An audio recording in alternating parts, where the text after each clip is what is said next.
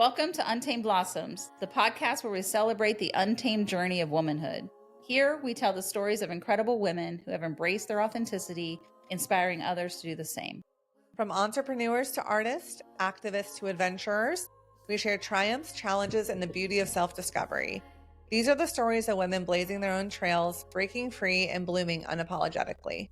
Join us to connect, be inspired, and celebrate the power of women's stories. Together, let's rewrite the rules and embrace our wildness.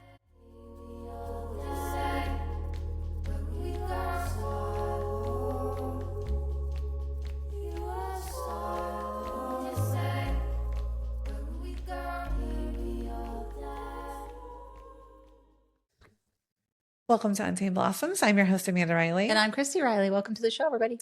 It's a rainy day, but it's warm. It's nice. And that's really all that matters. Spring day. Spring day. Yeah.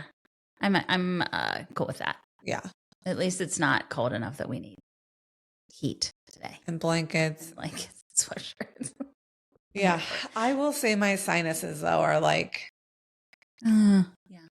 What is this? Pollen in the air. You are a pretty allergy-ridden girl. Yeah. It's Doesn't okay. surprise me. Just a lot of congestion and like the headache in your eyes, you Yeah, know? yeah. Where you just want to close your eyes and take a nap. Yeah. Mm-hmm. So, You know, I'm glad I don't suffer from that, but I'm sorry that you and your brother definitely do. it's totally fine. I just feel like, why make me allergic to everything outside? That's not very fair because I Because you love love being being outside. outside. That's horrible. No. Like every tree I'm allergic Maybe to. you getting away from gluten will help your other allergies. Sometimes that inflammation can trigger other things. Maybe this would be a path to having less. I think it's my path to having less sinuses. Yeah. But per my allergy testings, I do think I'm just so allergic to pollen. Yeah. Yeah. So, Not getting away but I from think that. sinus wise, I think it's going to help a lot. The less of gluten and dairy. So, Yeah. We'll see. Easter weekend, y'all. We just had Easter. Yeah. Yeah. Happy Ostera for those who celebrate. Amen. Yeah. You know? Ours was an Easter celebration or a spring celebration. Yeah. Yeah. I think spring celebration is good because, I know Dr. Mary, who we go to our book club with. I shared that, by the way, what she shared with us, and it was so great. It was so beautiful. It's about just like. We should read it. Okay. We should read it. I have have it right here. Yeah, you have it? We should read it because I loved it. I sent it to my girls because it summed up how I felt about Easter in general. Yeah, Yeah. totally. So she wrote, Easter, the rising within you. Easter isn't just about one resurrection long ago. It's about the paschal mystery alive in you, death, waiting, rebirth. We all go through it. Something in us has to die, an old story, a role we've outgrown, a way of being that no longer fits. Then comes a stillness, the waiting, the silence that feels like nothing's happening, but something is happening. Then, without warning, you rise. Not who you were, someone new, wiser, softer, stronger. This is Easter, the reminder that transformation is not only possible, it's promised. Rebirth is not a myth, it's a reality. So today, honor the light rising within you. Let it guide you forward. You are not who you were, and that's the miracle. Yeah. Love that. I'm like, wow, that is a great way to allow many belief systems to understand the importance of rebirth. Yeah. And our earth does it every single year. And we come from large families, and we have a lot of different religious beliefs and spirituality beliefs within our big family units, and I think it's easy during the holidays to get triggered or caught up in that, or somebody doesn't want to participate, or this person doesn't celebrate Easter, or it's just Easter egg hunting. But to some religions it's not just that, right? It is actually practicing in somebody else's religion. That's the way they see it. But we get caught up in other a little bit, and it's easy to get upset about things. And I love that because it encompasses all of that, right? And there's not one of us that doesn't touch. And it makes room for all the religions and all the different beliefs, and still being okay with this time of year, and however you choose to celebrate it or not celebrate it. We always celebrate every equinox. So spring, summer, winter, fall. Like we like all of them. And that's really what we choose to celebrate in our household. But, it's a nice reminder of inclusivity, I think. It includes everybody. And I like that statement. So That's wonderful. Yeah. We have an awesome guest today. I'm so excited I know. to talk to her. I know. We've been promising a meeting with her for a while now. We have a mutual friend that introduced us. She is a life coach here in Columbus. Yep. Doing some great work. It looks like she's dabbling in some artistry as well, some clay making and kind of broadening her horizons that way. And she claims to be a writer on her social media. So I'm sure we'll talk about all that. Yep. Can't wait. Yeah. Megan.gerber, welcome to the podcast. Hello. We are so lucky that we got another person through Sarah. This person is a sweet angel. You guys should interview her. We were like, yes. I love that. I'm so grateful. As soon as she told me that and I looked at your podcast page, I was like, yes, these are some of my people. This is my tribe. Yep. Yeah. Yeah. No, and we love Sarah. We were just talking about that off camera. Yep. We adore her, all of us. So anybody that's a friend with Sarah, we know that we're going to love. Totally. Love that. And so you met her through doing pottery, right? Yes. Correct? Sarah and I were on an adventure of learning ceramics, throwing on the wheel at Columbus College of Art and Design, their community classes, which shout out to those incredible experience. So it's a 10-week course every Saturday. And you just go and you get really humbled on the wheel because I don't know if you've ever tried to throw on a pottery wheel. One time. But you will be so humbled. Yes. And yes. But it's a really beautiful, like if you're open to that experience. Yeah. Yeah. It's a really beautiful kind of meditative practice if you can lean into it. Teaches you a lot about yourself and also just like opens up that kind of source of creativity that sometimes we can get really blocked, especially as adults. So that has been a pretty significant thing for me, learning to throw. And that's the first time you had dabbled in that? I actually took a course at the Cultural Arts Center for 8 weeks before that. So just to give you perspective, like in that 8 weeks, I never had a finished product. Wow. So like, wow. I had to really adjust my expectations on what it meant to work with ceramics. I threw one time. Yeah. It was a group thing that I bought with my kids for us to go do for a Christmas gift. We do experiences instead of too many gifts. And it was hysterical. And what was supposed to be, I was attempting a coffee mug, ended up being a small little thing that I just put rings in. Yeah, exactly. I was like, that's as far as it's getting in the hour that we had to do it. So, and I'd never done it before. And I was like, this is progress. Yeah, exactly. I'm just going to take the W. Yeah, for sure. I'm glad you did that. Yeah, we had a great time. Cool. Did you make anything really cool that you were like, yeah, hell yeah, I'm proud of this one? Yeah. By the time we got through our CCAD class, I had probably like 12 pieces that, a professional ceramicist is going to look at and they probably wouldn't judge because they're usually pretty cool. But, I'm not trying to like sell them in a store. Right. But they are special to me just because, it shows my journey. And I saw them on Instagram. They were good. I like them. You're welcome. I saw them. Okay. And I was impressed, especially the ones that flare out at the bottom. If anybody's ever done this, and then a hole is small at the bottom, at the top. I'm like, not easy. No. That's some talent right there. I was like, hey, thank you. Thank you. Yeah. I was impressed. Thank you. Yeah. Yeah. I'll get there. My aunt is actually like a professional potter and oh wow, I really admire her. She lives in Mississippi, or else I wish I could just learn from her. She has a full studio and she does amazing stuff. So I'm really inspired by her. Do you do any art prior to like this, or is this like do you dabble in mediums, or what is your process? Yeah, I would call myself a writer, so I'm gonna throw that into the art world. I mostly just write poetry, and also I love to interview women and write their stories and just kind of like give it to them as a gift. And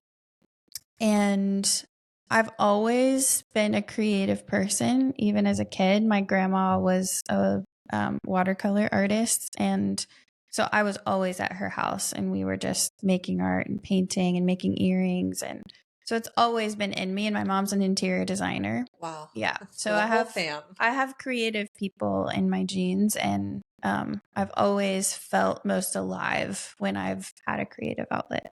So is it your mom's sister that's the It's actually ceramicist? not. It's my dad's sister. That's interesting. And it's my dad's mom who's the watercolorist. Wow. Yeah. Wow. Is that a word? Watercolorist? I don't know. I think so. Okay. If not, Water it is now. or artist. So We'll where go. did you? So take us back. Where did you grow up, and what was your family dynamic like? Yeah. I grew up in Southern Ohio, Appalachia, which I feel now like really proud of. I come from a really long line of strong Appalachian women. And kind of a passion of mine is talking a lot to my mom about those women and just kind of the ways that they impacted their community and their families and the resilience they had to have to get to where they are, and also for me to be where I am. So I just have a really deep gratitude for that. So yeah, I grew up in Chillicothe, Ohio's first and third capital, in case anyone didn't know In that. case anybody did not know, that is Right? absolutely true. Exactly. Part of We are on history. the map. Yep. A small town which I had a love-hate relationship with even as a kid. I always felt like drawn to move away, but I also was really shaped by that small community and supported. I have two of the most incredible parents anyone could ever have. I will tell you that. Sometimes I'm like, I feel like I should be cooler, babe, than the parents I have. Like, they're that incredible. They're completely opposite. My dad and my grandpa before him owned their own businesses. They were entrepreneurs, and my dad's like very type A, responsible, but also like a really sensitive man. And he has 3 daughters. I'm the youngest of 3 girls, and was the best dad. And I think I have a lot of confidence as a woman because of that. And I never take that for granted. Yeah. He was never shy in showing his love for his daughters or for anyone actually. And he's the most generous person you'll ever meet. And my mom is this like wild, untamed, just like free-spirited woman who just like lights up every room she enters and loves really big. Yeah, and she's wonderful. And she's my best friend, and I'm really grateful for both of them. So I had a childhood. I also like feel like it's significant to mention that like I was the last generation to not grow up with social media or like even really a cell phone until I was like almost graduating high school in 2006. Such a gift. So I feel like I had a childhood of like, I would just ride my bike to my friends' houses all the time. It was just a different world. Right. And my life has always been so fueled with relationships and friendships and connection. And that's just how I'm wired. And I feel so grateful that I got to grow up in a time that fostered that and imagination and play. And I'm not saying that, I think parents these days are fighting really hard for their kids to grow up in spaces like that. But it's like my parents didn't have to fight for that. That was just kind of like a given. It's increasingly difficult. Exactly. Especially as they get older and everybody has it, mom and dad. Why can't I have it? Why can't I be on Snapchat? It's literally how they socialize now. It's part of their ingrained socialization. Yes. Is to be on these platforms. Yeah. And in some ways you are saving them, and in other ways you're alienating them because they're out and everybody else is in. And that's how I'm sure how it feels. And for sure, that's the dynamic that we get presented with is like, why would you keep me out of that? Yes. Right. And like, you're killing me slowly. For sure. But I think that more and more people are becoming more privy to the fact that this is not great for them to be in these platforms all the time, and for sure pulling phones out of schools and all these things that keep them distracted constantly. Hopefully we've pinged to one extreme, and I'm hoping we get back to maybe somewhere in the middle. I hope so too. Yeah. Yeah, for sure. Sorry, didn't mean to No, you. I completely agree. It is with important to say. Like, I think that does help. Yeah, feels like really significant. So, also I grew up behind two sisters who were extremely musically talented and like kind of performing people. And I was just like a really quiet kid who usually just sat in the corner. I understand now it's because I'm an empath and I'm like navigating all the energy in the space and like reading between the lines of what people are actually saying, which I think I've acknowledged now is my superpower and is what has brought me here in life. But that was like an interesting thing to be really different from my sisters and kind of that expectation because I am not musically talented. They both have music degrees and whatever. So that was I say that just because I have always felt in every room that I walk in as like I'm here kind of like as an observer and a person who's trying to like reflect back to people what they're actually saying or what I'm hearing. And that feels just like my life's work, maybe in some way. I decided probably freshman in high school, I had a really great English teacher who handed me The Secret Life of Bees and The Great Gatsby and just started giving me books. And I became an avid reader and decided I wanted to be an English teacher. So I went to college here in Ohio at Shawnee State and studied English education. And I became a high school English teacher, middle school and high school. And that was a trip. I will also say more about that. Yeah, I also want to say like something else that feels significant in growing up is my parents really exposed us to a lot of other types of people and ways of life and perspectives and art. And I also just have such a deep gratitude for that. I think I've tried to do a lot of work around understanding and using my privilege. And I think my parents set me up to do that. And I feel really grateful for them because, that's hard work to do. And I think without them intentionally doing that, I wouldn't have been able to have that self-awareness to be able to start that journey. They also raised us in the evangelical Christian church, which is a whole other podcast. Maybe we can someday. I spent most of my 20s just kind of deconstructing a lot of religious trauma from that experience. And, without going down too much of a rabbit hole, that really shaped a lot of how I viewed myself in a negative way. And I've had to do so much work to undo what I learned in those spaces.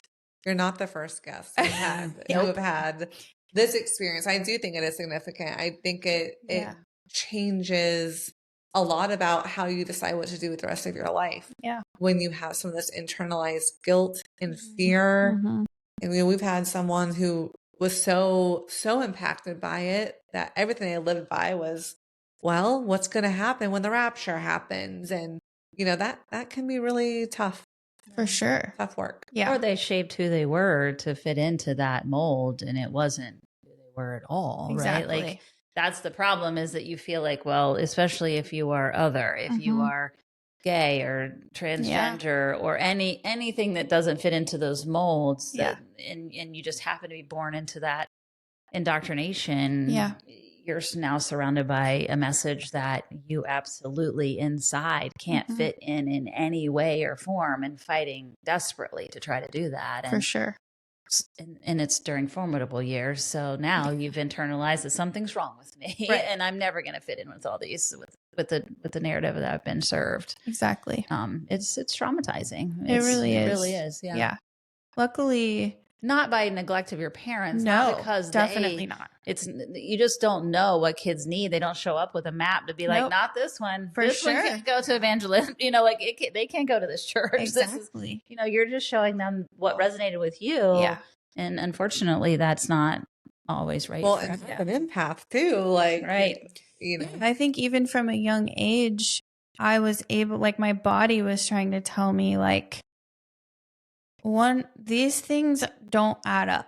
Yeah. Like, what is being said, and then like oftentimes the message of shame and superiority and judgment that I took on. Even like the judgment piece, like I've had to rewire my brain and still have to catch myself from, like, it's actually the really ugly piece of me that comes up when I'm feeling insecure. We're just going to get pretty deep here for a second, which is something, like, especially in my partnership with my partner, Michael, I will catch myself, like, that's the space that I go into when I get insecure or I don't have some needs that are being met, or like when I'm struggling mentally and I'm not in the space where I'm handling it in a healthy way, I jump to like superiority and I'm like looking for people to blame and shame.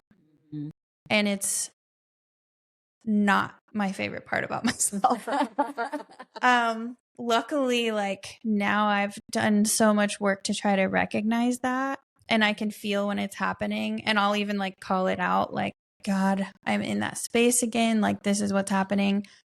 I'm blaming you, but you're not doing anything wrong. Yeah. And so, there are just so many layers because of that. Especially because I am also a really spiritual person. Like, I feel really deeply connected with spirit. And so having that really loud messaging of like what's exactly right and wrong, and that really shaped me, and I had to like unshape that and reshape myself, and which a lot of people do. I mean, I think that's like part of a lot of our spiritual journeys is like that deconstruction. And so I'm thankful that I've been able to be on that journey, and have even watched like people in my family and especially my mom, like we've kind of worked through some of that together, because she actually experienced, like, my parents went through some really hard situations with the church. And so anyway, I don't want to make this whole conversation about that, but it was a pretty significant part of how I learned how to show up in the world. And I had to do a lot of work around that. And some of it was good. Also, let me not throw the baby out with the bathwater. Like, there were a lot of people involved that invested in me and loved me and did a lot of good for the community. And like, I definitely want to call that what it is. Organized religion isn't all terrible, right? But it's not by of itself a terrible thing. And correct. The problem is there's so many belief systems that it's hard to know what to put a child into, right? And adults are gravitating towards those spaces because as adults they feel called to that, know. Well, it creates community for the family. And, yeah, for sure. I think when as society gets less communal and more separated, that is a quote unquote easy way to build that around your family. And I'm so driven by community. So it was also hard for me to walk away from organized religion because of that piece of it. Right. But like, there was a point I got to where I was like, at kind of a strange mega church. And I was like, I had to leave the service, and I just like sat and bawled in the stall. And I'm just like, it was so incongruent with what I knew love to be, that I was like, I physically like can't do this anymore. So anyway, that got that went down a rabbit hole.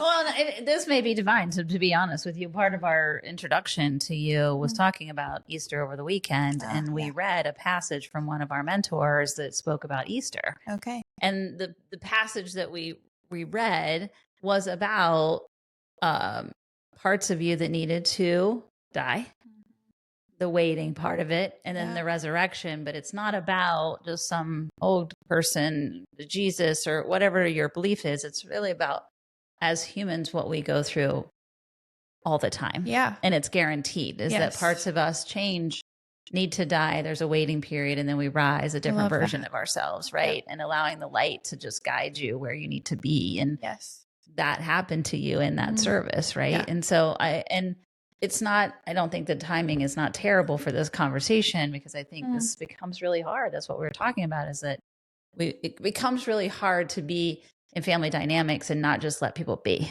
Yeah, for sure. Right. We so want clan indoctrination. We want everyone to be like us, to feel included and the same. Yeah. And it's really hard, and especially in our own clan, to be like, I'm just going to let you be different. Right. And that's okay. Exactly. And we are so not okay with that.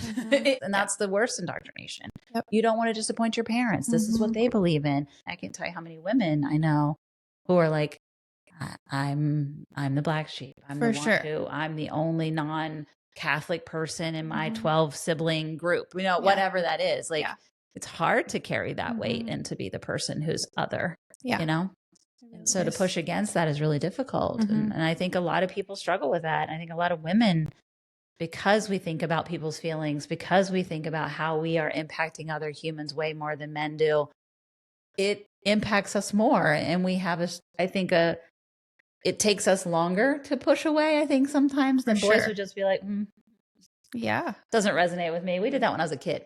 You know what I mean? Like, and they will push away. But I feel like women stick that course a lot longer than maybe they should. Definitely. Yeah. And that is actually a great segue to the next season of my life, which was getting married way too young.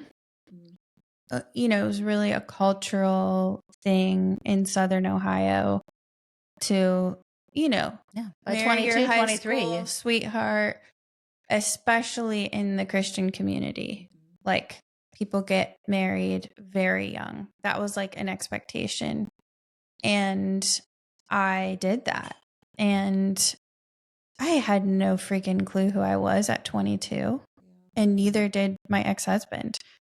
And I stayed so long in a really dysfunctional marriage, married to the wrong person. Yeah.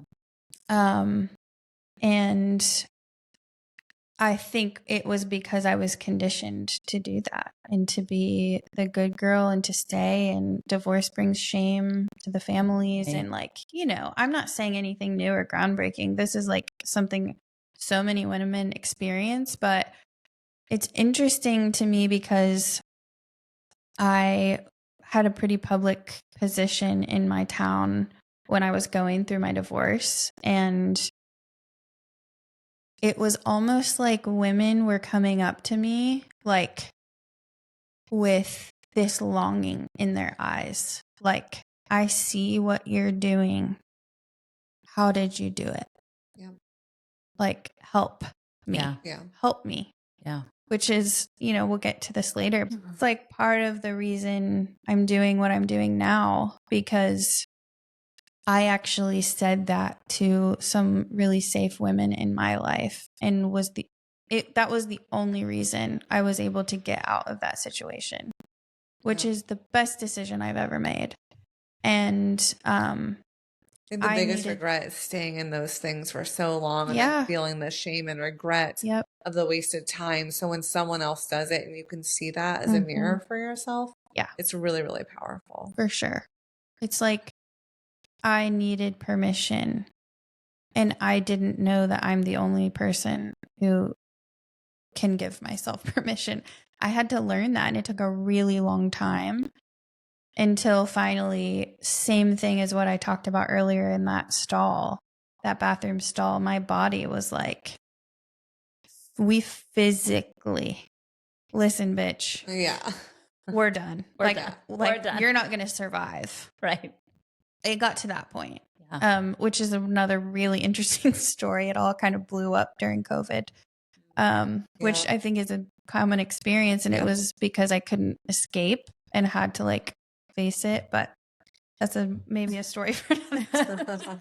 How many hours do we have? We're good. Okay. You got however many you need. Yeah. COVID is a pivotal point for almost every person's story because it's forced you to slow down and to really look at your life. Yeah, totally. Yeah, I had nowhere to go. I had to like face the situation I was in. And I had built a whole life of escape. And when all of that crumbled, right, I was like, oh shit. What were your main escape routes? Like what did you kind of build in? I think that's what we hear a lot too, right? Is like how I escaped from reality before I had to face it. I built an entire hub of my community and a team of 20 people and a successful business. And I think I'll tell you the story behind that. I had really great intentions of doing that, but also I think there were subconscious intentions inside of me that were like, I needed to do something so big and challenging and distracting because I couldn't exist with the truth and reality, and I needed something to distract me from that. So that was also a piece of that, which I honestly don't know if I've ever even articulated that until right now. But I know that that's part of the truth. Now, like, I've learned how to sit with discomfort and get really freaking honest with myself and sit with reality and, even with pain. And I didn't have that skill before. And so it took a long time to get there. But so let me go back. I told you, I hope you're here for like the journey because it's taken some twists and turns. I love it. We're here for it. So I went to school, became a middle school and high school English teacher. I loved it. I'm obsessed with just like how cool and creative and resilient and funny teenagers are. I think they have such a bad rap. And I think that like even during COVID, I would like look to the teenagers and see how they were handling it and like learn from them. Right. I think we have a lot to learn from teens. It's like this really like spicy, weird, awkward phase of our lives that forces us to be vulnerable and see the world in a really honest way that I think gets kind of like beat out of us as adults. And so I think that's kind of like the last like true, really special phase.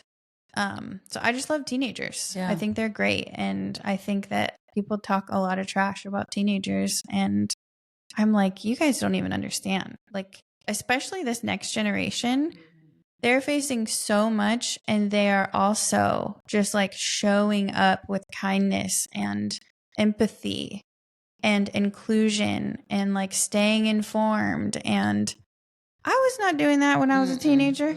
No, I don't know about you guys. Well, we didn't have the ability to. Exactly. Right? Like, right. I didn't know what was happening in Africa. Like, I didn't know what was happening in other countries. I didn't know what was happening in other states. You didn't even know what was happening in other cities. Yes. You got your city's newspaper. Yep. That might have a smattering of things happening around. Yep. But that's about it. Yes. And you would see the news, mostly your local news, right. because didn't have a whole bunch of other stuff, unless you were a fancy person with cable. You just didn't have all of that. Yeah. Yeah. You didn't. And they can be informed, but right. it can be a lot. I know as an adult, I feel overwhelmed with the informatics coming at me. Right. Yeah. And I think that's how we have to structure is how do we help them navigate and filter? And maybe that'll just happen naturally over time, right. is that their filters will change. It feels overwhelming for me, not as much for your generation, and then definitely not the new generation coming up. Well, I think it's to your point is they are less willing to listen to nuances about what does this mean financially or XYZ. They're like, no, what's right for people? Right. And so I think they're able to cut some of that a little bit more than any of our other generations, listening to our fathers talk about you know, what they're just like, I don't care. Yeah. People are dying in other countries. Right. People are being treated in our country. Not great. Yeah. So we're going to go with our guts here. And I completely agree that this generation leads directly. And if you're a person that believes in the awakening of what's happening right now, it's we desperately need this generation to be like, I don't care about your money or your things. People. Yep. I think that's fucking awesome. Yeah, I do too. Yeah, I really respect and learn from them often, this next generation. So anyway, just shout out to all of our teens. All the teens. Exactly. So I loved being a teacher. Very long story short, I taught for 6 years, and I started to really notice how many of my students, which you can also think about the area that I was teaching in, under-resourced. I realized like how many students were coming in early before school, hanging in my classroom, during lunch, after school, starting to share things with me that they were struggling with. And I was like, there's a pattern here of teenagers who don't have anyone, who, when they leave this school building, know where they are, if they have dinner, let alone thinking about how to get your driver's license. Are they going to graduate? What's their future look like? None of that. There were just an overwhelming amount. And so I started with one of my best friends who was also another teacher, like researching resources in the community. And we came up really empty-handed. Like basically there were resources for younger kids, but they stopped at 8th grade. And so I'm like, all of these kids are falling through the cracks. And nobody knows, because there are teachers and coaches and people taking care of them in this school building. But when they leave this school building, nobody has their back. And so, do you feel like that was a socioeconomic thing mostly, or I think that there was a large portion of maybe? Definitely. Yeah. People working multiple jobs or. Absolutely. For sure. Yeah. Or just like, generational cycles of addiction. Right. And like, they're stuck in environments where people are struggling so much with addiction that they don't have the capacity to show up as a parent or a guardian in the way that they need to, because they also don't have the support that they need. It's just like these, it just is a cycle that has continued for generations, especially in Appalachia. And I'm not trying, I think we also get a bad rap. It's just like such a beautiful area with, I think, the best people, but under-resourced is all I'm saying. Yeah. And under-supported, and underappreciated. So my friend and I quit teaching. We made the decision to quit teaching and start the Paper City Mentoring Project. So it's a teenage mentoring program where we train adults from the community to show up and be mentors to high school students who could use someone in their corner. And I was like, I don't love fundraising. I'm not trying to like be a fundraiser my whole life, especially in a small town where everyone's kind of already competing for all the same dollars. Right. So our downtown was like, had a little spark. Like when I was growing up, there was basically nothing open. It was really not a vibrant place. It was dead. And it started to have some sparks. Other women my age or just a little bit older were like starting to open businesses. And so I'm like, we really need like a very positive space in this town. And so I'm like, what if I opened a coffee shop, restaurant, bakery that could house the mentoring project? And that's where they can hang out and come to after school and have a safe space.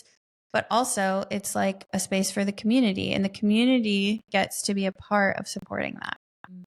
And so Paper City Coffee was born. And so just to like give you an idea, I was an English education major, quitting my job to run a business. I had never run a business, start a nonprofit, never done that. I had never worked in food service. I was starting a full restaurant, bakery, full third wave coffee shop and coffee.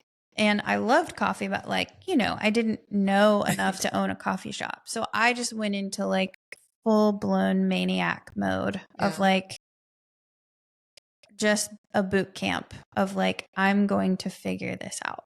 And I did. And when I say I mean we, like the whole community, Anna and I started just like telling our story and like, this is what we're doing. We believe in these teenagers. We believe that they need support. Can you show up and help us?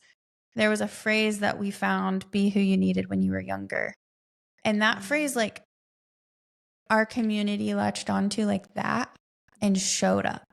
We did just like a social media all call for mentors. 75 people showed up. Oh, wow. And so it became this really beautiful program, and we've served hundreds, thousands actually of teenagers. Now we have school-based programming. So we're in the schools, the one-on-one mentoring still happening at the coffee shop. So this was all in 2016 when I opened Paper City Coffee and we started the mentoring project. So that was 9 years ago. And got through COVID. Also another podcast episode. Really an interesting time to own a restaurant. Mm-hmm. That really taught me a lot, but I actually think it made us such a better business and nonprofit, honestly. Yeah. They're two separate entities, but, rely on each other very strongly, but really had to pivot and grow and stretch and learn. That's where I felt like I started to care a lot about how I was showing up as a leader.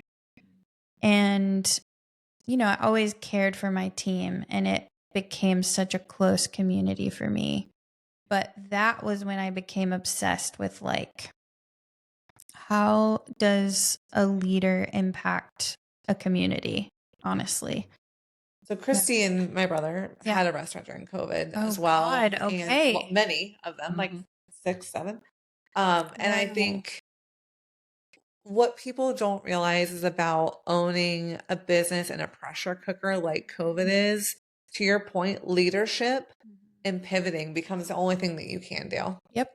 Because when everyone's scared, doesn't know what's happening, the only thing you can do is step into your leadership. So I would love it for maybe to hear a little bit more about like the things that you saw within yourself being into that pressure cooker. There's also that thing is the saying that's like, what are you made out of when the squeeze happens? So if you squeeze an orange juice comes out. When a person's squeezed, what they're made of really comes out. So what are those things that you liked that you saw that you were like, okay, I'm going to lean into this? And what are those things that you were like, maybe this is something popping up that I want to work on for myself? Totally. I was also on a really deep personal growth and evolution journey myself. And, I was a pretty young leader, and still just coming into my own and finding my own voice and having the confidence to like be who I actually was and kind of shut off the performance, which took me a really long time. You weren't even 30 yet. Right. Yeah. Exactly. Yeah. I'm doing the math, and I'm like, you were under 30 at this point. Yeah. It's impressive.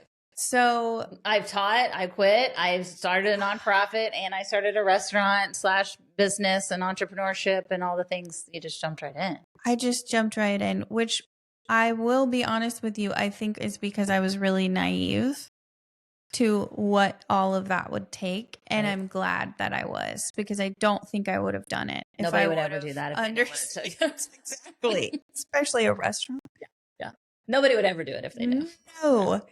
So it's just raw naivete. Yes. I'm going to do this. Right. Yeah. That energy is great. And I feel grateful because if you're going to be a successful entrepreneur, you just have to have it in you to just be the most resourceful person in the room. Like, you might not be the most well experienced, you might not be the smartest, you might not be the most charismatic, but if you are the freaking scrappiest person in the room, like, you'll figure this shit out. And that's what I did. And I will also tell you that I had to really change my relationship with failure. Like, as a person who previously found a lot of my identity with, like, you know, being, I don't want to say perfect, but performing as if I had it all together and had everything figured out. And I had to throw that out the window because it was very clear from day one. Like, I absolutely do not have this figured out. I do not know what I'm doing. I'm just going to try what I think is best, and I'm going to screw that up, and I'm going to learn from that. Every day I'm going to do that 45 times. And then the next day we're going to do it a little bit better. And that's also how I learned how to show up as a leader. And I think because I was on this journey of finding compassion for myself, I think my staff started to hopefully see that journey for me. And so I think it became a pretty safe space for them also to show up and try things and get creative and fail and take ownership over the business with me. I really wanted it to be like our business. And so that took me a while to figure out. I definitely, in the beginning, I was like micromanaging, really performative to the community. And then I just slowly started to let all of that go. But it was a journey. It was not something that happened overnight. And it is something I think I will work on for the rest of my life. Let me also say, like, I'm not sitting here saying I have that figured out. Yeah. But I'm so grateful for that business and for the young people that I brought on as my staff, because they showed up in a really authentic way and also gave me the space and the grace to like be myself, and also hold me accountable for, like, if you're going to say this is the type of business that we are, then your decisions and your behavior have to match that. And so I had some accountability from them, and I'm so grateful for that. Yeah. Because I think so often in businesses, leadership gets to not have that accountability. It's like the feedback loop just goes from the top down, and everyone else gets performance reviews and feedback and blah, blah, blah. And the reality is the people leading the companies don't have that accountability. And it is obvious to everyone else that what they are saying and what they are doing are not congruent. Yep. Which to me is a lack of integrity. Like, it's not integrated, what you're saying and what you're doing. So, like, there's a problem there. And so I started to allow myself to be open to that accountability and, like, okay, like, swallow my pride and my ego. Okay, I'm out of my integrity. Like, I say that this is the type of space we are and the type of leader I am, but like this decision or how I handled that situation doesn't back that up. So I'm going to like learn from that, apologize, whatever that looks like, and go from there. And you asked for that feedback, and they were willing to give it. Yeah. And I think it took us a long time to build, like, especially my managers, like, we really focused on how do we give feedback in the moment. And it's not easy to do that. It's not easy to create like psychological safety. I know that's a buzzword, but like, it's just not easy. Right. And I think so. It's like so many people talk about it, but actually doing that is so uncomfortable, and you have to be wrong so often that I don't think a lot of people are willing to do it. Well, and then I've been a leader in corporate America for a long time. So from my experience, I witnessed other leaders around me saying that's what they wanted. Yes. I want this feedback. Yes. I want you to be real. I want you to be honest because I care. Yep. And then I would see them walk over to another peer. Yep. And be like, they have no idea what that, like, you know, Right. it's that, like, or you get punished. Totally. Yeah. And even if it's not intentional, there's that unconscious bias that then happens. Yeah. That then you're starting to have less patience, or I'm glad to hear you say it's a long process. Totally. Because I think people want to fix culture and fix how things happen, and they have to happen fast. No. It's like you have to earn Yes. trust like you earn anything else. Absolutely. And as a leader, you have to be willing to sit with it, listen to it, and not try to solve and just say, what am I doing that I can reflect back to them that I'm going to change, or I will do what I say. I think the tree of trust was something I used to teach new leaders, and the roots are your integrity. Yep. And if the roots are rotten, nothing else matters. Absolutely. Because at the top of that tree, those leaves are results. Yep. But people want results without realizing the roots of integrity are what makes the whole plant. Yeah, it takes so long to build that. That's why it's like I do leadership development, like I facilitate classes and stuff. And something we try to reiterate is like, you buckle yourself in because you're on a journey. This is not like you're going to be a great leader tomorrow. And the other piece I want to say is like, I heard a speaker, Miles Adcock, speak one time who said, if you want to be a better leader, become a better person. Like, that's what you actually need to focus on. The more I was willing to get uncomfortable with myself and deal with my own bullshit and take responsibility for myself, the better leader I was becoming. It's just like, that's how you do it. Yeah. And I think you're right. Like, oftentimes people are looking for quick fixes or an equation, or like, it just doesn't work like that. At least not in my experience. During COVID, I was also like started the process of divorce, which was really a dark time for me personally. And it took a lot of work to be able to make that happen. So I also soon after that decided to open a cocktail bar called The Page. So when the coffee shop shut down, it opened up as like live music, cocktail bar, just also looking for more ways to escape my life. In some ways, I'm sure I had a lot on my plate. And I decided to start a master's program at the University of Texas, which required me to fly to Austin, Texas for 10 days every 2 months for 2 years. Wow. Holy cow.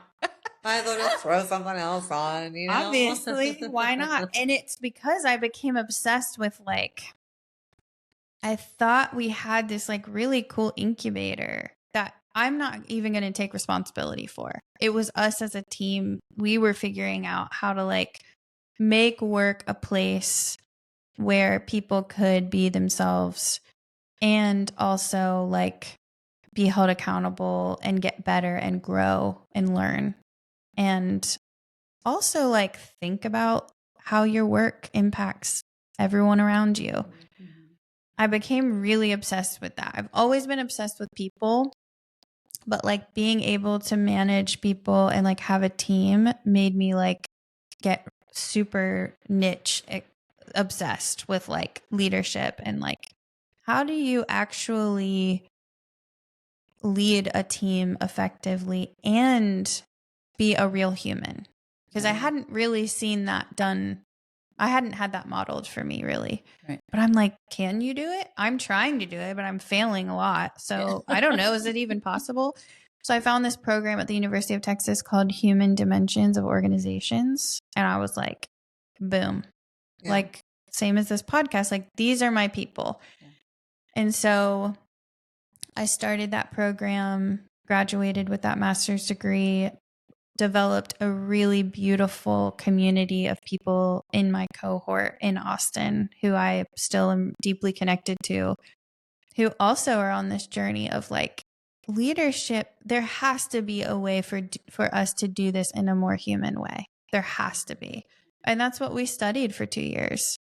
And it was an incredible experience and a lot of work. But I'm so grateful that I did it. And that kind of led me on the journey of like, what do you want to do with this next? And about 2023, I started to be like, first of all, I'm I've been ready since I was a kid to live somewhere else. I love this place.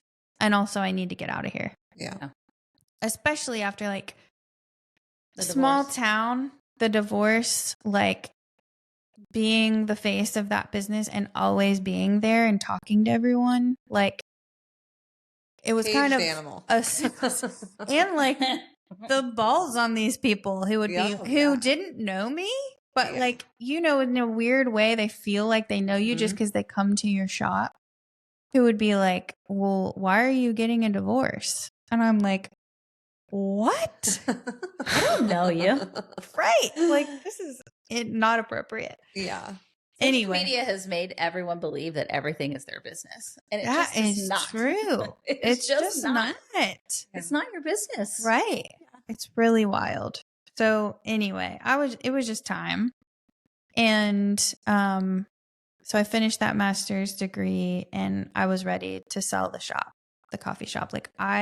But I wasn't going to do it until I could find someone that I was like, you know, it's a really beautiful, inclusive, unique space in Southern Ohio. That's a bright spot for teenagers, but also for a lot of, I think, people who didn't feel like they belonged anywhere else in Southern Ohio. And so I feel so grateful to be a part of building something like that. And it built me just as much as I helped build it. I will say that. So long story short, ended up 2 of my former students and their husbands bought the coffee shop last May 1st, so almost a year. That's awesome. Pretty full circle. Yeah. They're doing a great job.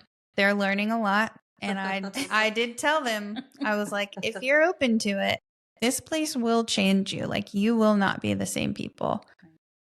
If you want that, like, you have to choose that and you really have to lean in. And I think that they are. And I think they're learning a lot. I'm still on the board of the nonprofit and still really connected with my teen who just graduated.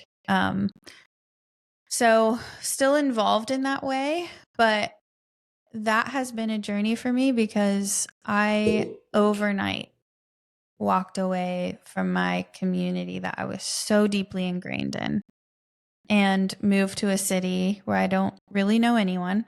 I have a partner named Michael who's incredible, and now his community has kind of accepted me in, which is beautiful, and his family. And so I'm meeting a lot of people in Columbus, but there was a grief period for me where I just like overnight, like I felt like I gave my child up. Honestly, like there was like some deep grief that I had to deal with. Yeah. So I'm working on building community here, and that's part of my journey now. And now I'm coaching. So how'd you get into that? So where did that come about? Or after doing all this, you thought, yes, it is time for me to disperse this knowledge? Yeah. I think I actually tried to avoid coaching for a long time because I don't like the word coach, which is a funny reason to avoid something. But it's just the truth. Like, it kind of gives me the ick. Yeah. Like, you know, I think there are just people on the internet who are like coaching people, and it feels really disconnected, and it feels really like they're almost taking advantage. And I just didn't want to be encompassed into that world or kind of share that label. And so I just avoided it. So I've been working with a consulting firm out of Austin and flying to Silicon Valley or on Zoom. And I've been working with software engineers, executives, school districts, like all types of leaders in a lot of different spaces, the tech world, working with them on how to show up and have compassion for the people that they're leading, have compassion for themselves, like really show up as a leader in the way that they want to show up. And that has been a really incredible experience because it still allows me to teach. I love to teach, right? But it also kind of allows me to play in that space of leadership and what that really looks like. And kind of like because I don't work for these corporations, I can push the conversations a little bit in ways that they probably can't, Nice. which I Totally. love to do. Yes. I'm like, let's talk about what's really going on here. Yeah. So what I'm seeing here is what everyone's not saying right. is, which is like, honestly, like, I thought for a while, I'm going to make the jump into the corporate world.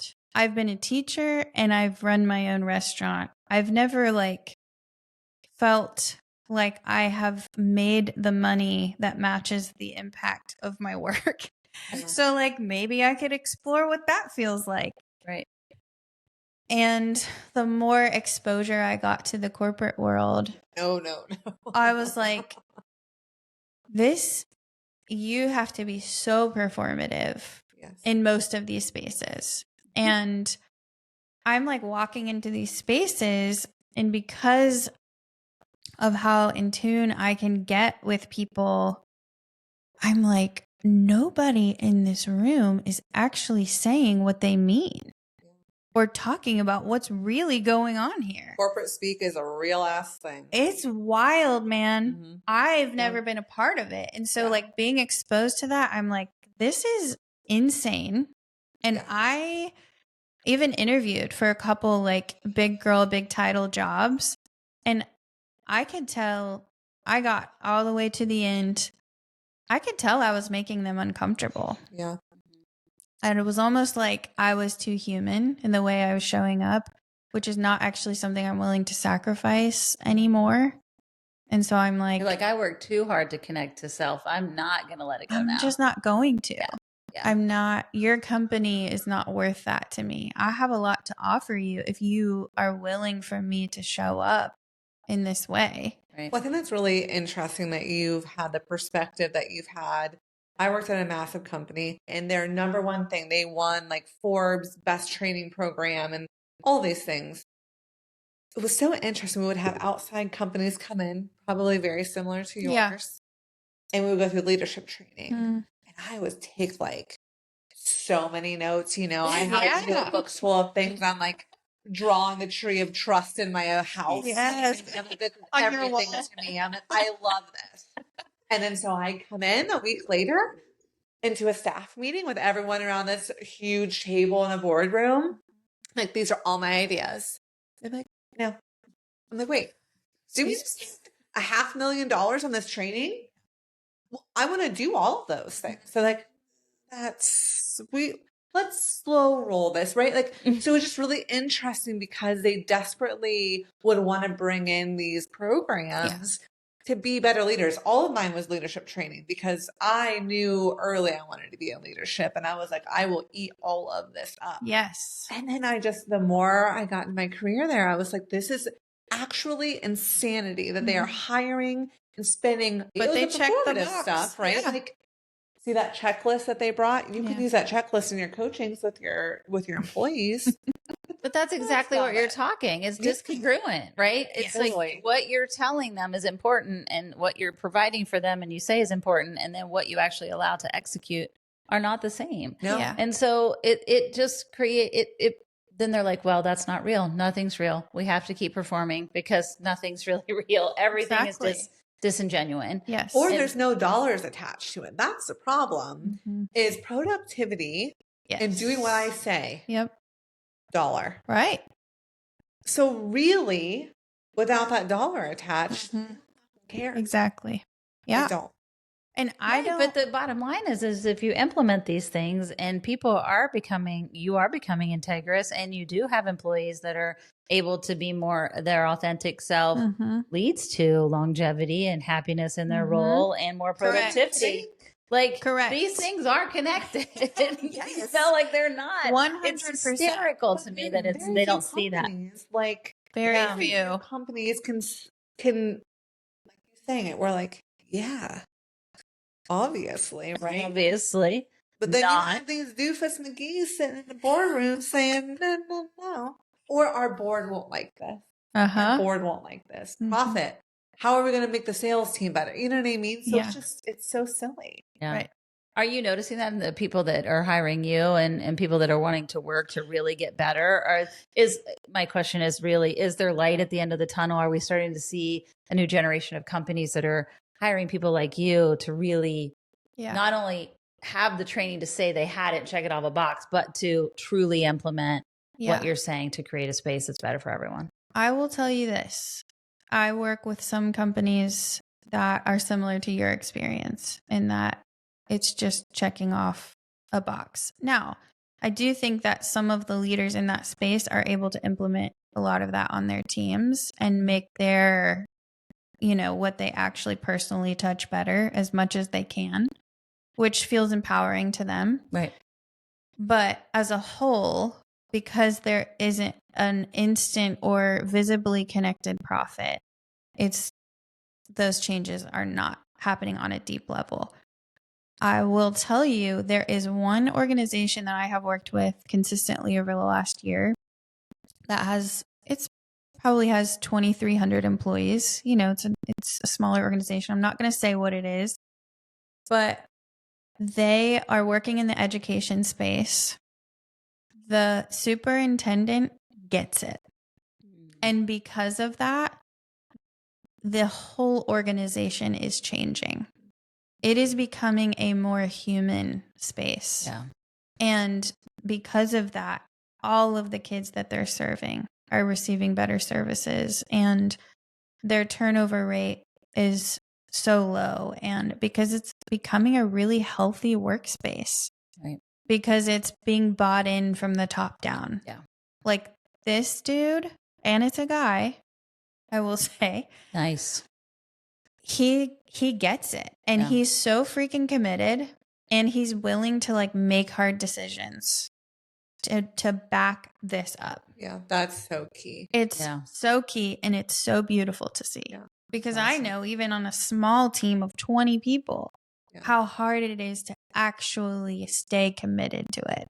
But I want to say too, the work that you're doing is incredible. And even if a company doesn't change, I can name 3 to 4 people who were instructors in those classes that changed me. That's amazing. Yeah. And I love still that. have friendships. My problem was I always wanted to help so much that most of my good friends outside of college were my employees at one point. Yep. But I cared so fucking much about them and their success and their happiness. Yeah. That they're still in my life today. I love that. And so just know that even if a company doesn't change, those people changed me. Yeah. And I hopefully made a ripple effect of people who felt better at work every single day. So no matter what, it's making a huge difference. Yeah. Great. Just to hear that as a leader, to hear someone tell you, you can be this way when you feel like you're doing something wrong. Yeah. To hear, no, this is the right way, changes brain chemistry. Totally. Yeah, for sure. Well, thank you for sharing that. I think there's 2 more things I want to say about the work I'm doing now, which I'm still part-time doing that consulting work with the firm out of Austin, but have also launched my own personal coaching business, which is what I really resisted for a while. Just because, it's like, what the heck is a life coach?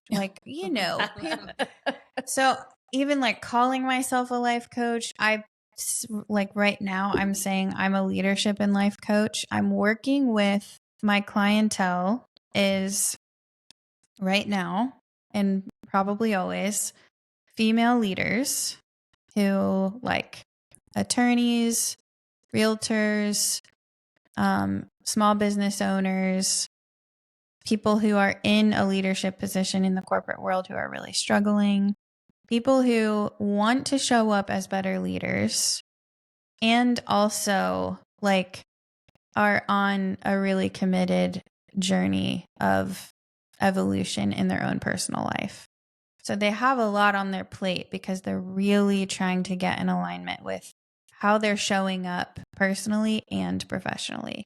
That seems to be what I have attracted so far, which makes sense, with my own journey. And it's interesting because when I was thinking I might jump into the corporate world, which who knows, maybe someday I will. I have no idea what that looks like. I've learned to never say never because nothing in my life right now, city, career, relationship, friends, almost every single thing is completely different than it was 5 years ago.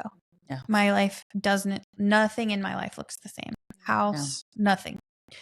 Community, it's like so crazy. So I'm kind of done trying to predict where I'll be in the future, but I am not going to name this company, but it's a super cool company that has the corporate offices here in Columbus, founded by a woman, does really creative, cool, incredible things. And also I really respect how they seem to treat their employees in their workplace and how they protect that.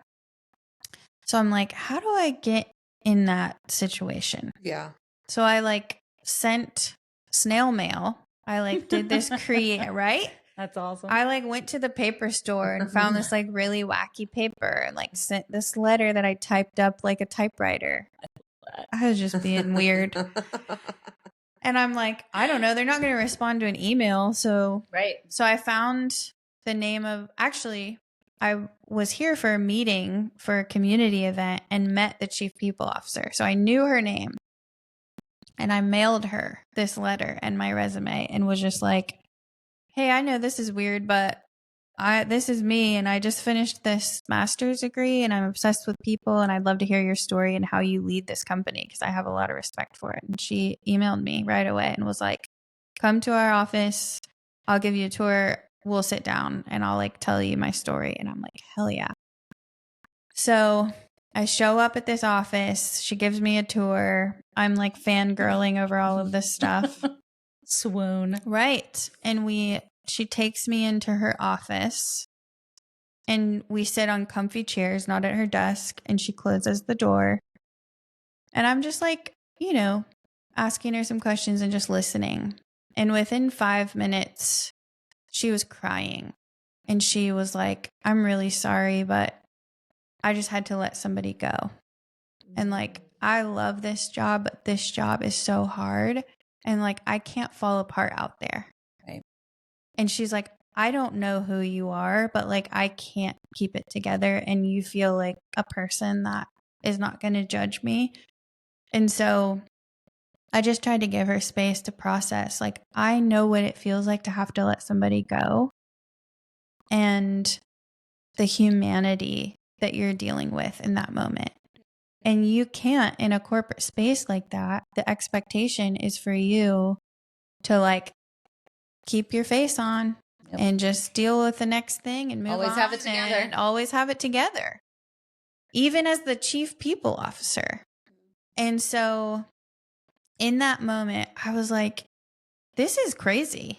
Like, these people who are in charge of showing up and supporting all of these other people, they don't have anyone who is allowing them to process the emotional and mental labor that it takes to be an actual human, compassionate leader. They don't have anyone.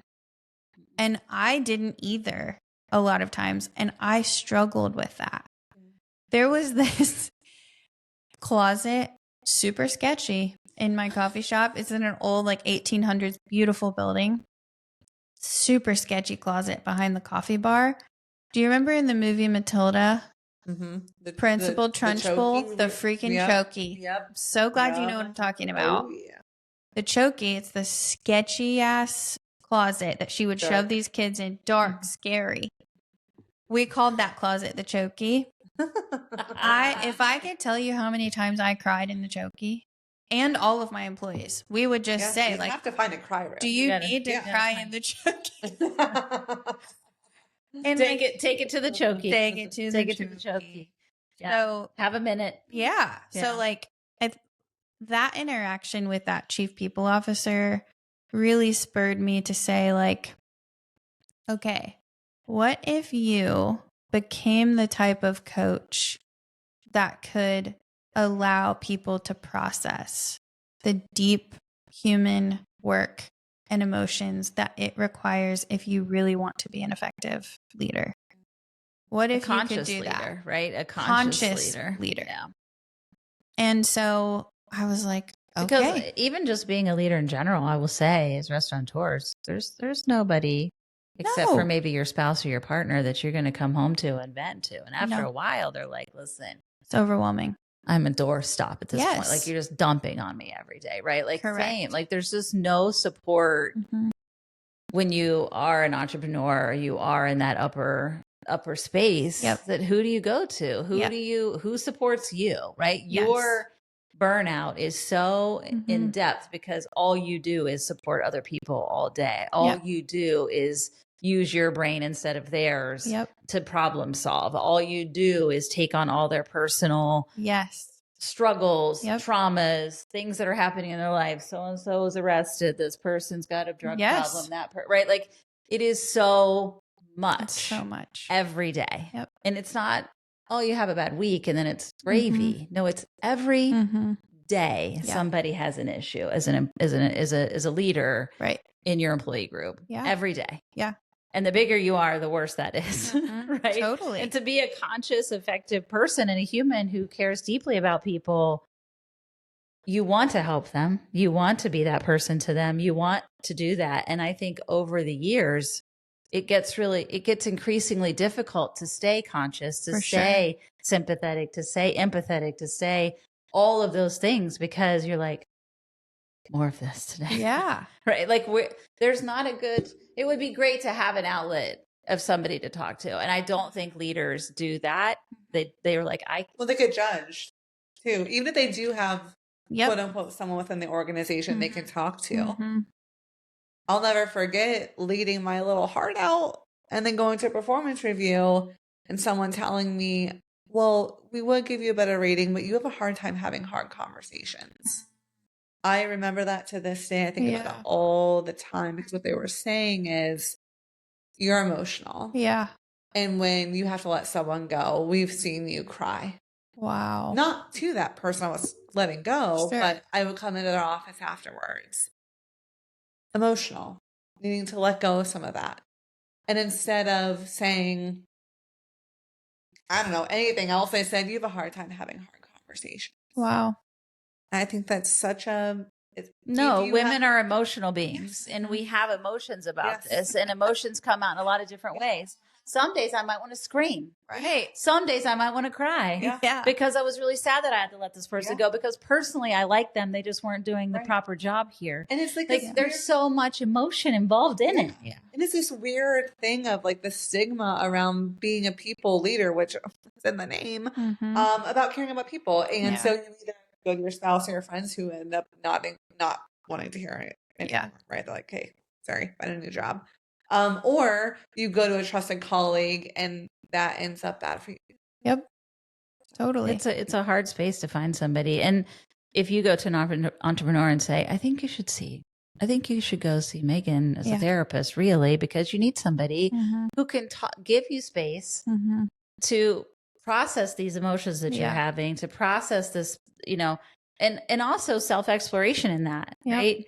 The things that we allow to attach to us are usually something that we need to work through, Yep. right? Yeah. Yeah. It's something that we are struggling with. Yeah. And why do I keep having the same employee? Right. Why do you keep hiring that same employee? Exactly. What is, Like, sounds like a you problem. There's so much attached to it Yeah. that you have to work through, Mhm. that I think that would be hugely beneficial. What you bring Yeah. to the table is that processing piece of, and I'm sitting here thinking about my husband and how much he could really benefit from that as a leader Yeah. in a multi-restaurant chain, as the kind of people, how you train, how you show up for people, the employees that you bring on, and how, what patterns are you in that are not serving you, Right. that you can change as a Yes. leader if you really look at it, that's a slowing down period that I think most entrepreneurs, as you probably recognize in that time, are so type A. Yeah.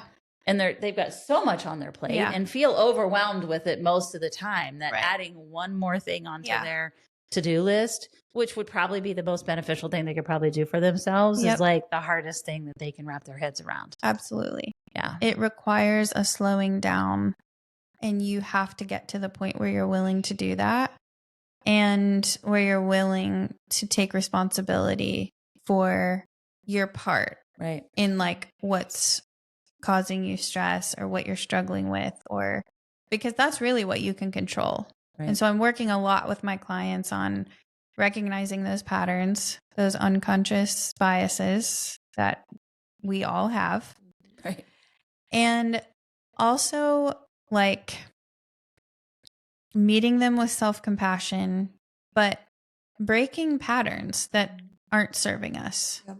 And it's so cool to see these women being able to break those patterns. And like every time they do that, they're like taking more ownership over their lives and over the situations that they're in, and how they're showing up as leaders. And it's so beautiful to watch, because I'm not sitting here saying anything new on this podcast that you two or the audience hasn't heard before, but it's the act of, first of all, having a regulated enough nervous system to be able to process all of these things, having the space to do that in, and then taking that information, because it's all good data and information. All of your emotions you're feeling, all of the situations you're in, that's data for you.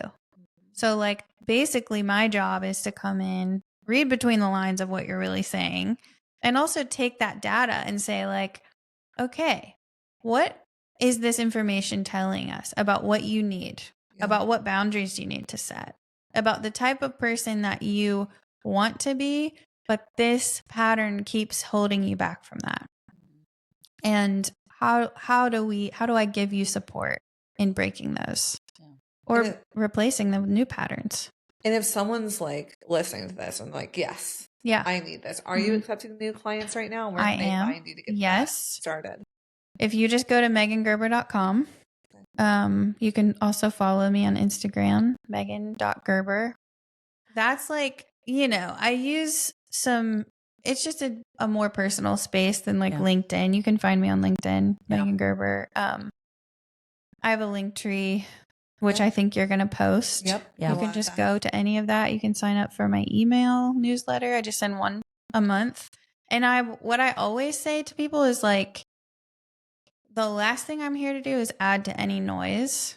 So if you engage with me in any way, online or in person, and you don't feel more grounded, you don't learn something about yourself, or you feel like it's just more noise, I'm not the right coach for you.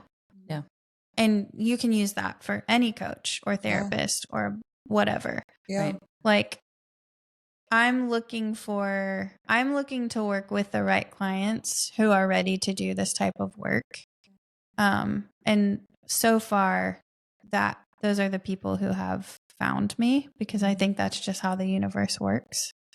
But yeah, you can find me online, and I'm also really open to working with women who are like in a situation that they feel stuck in, whatever that looks like. Yeah.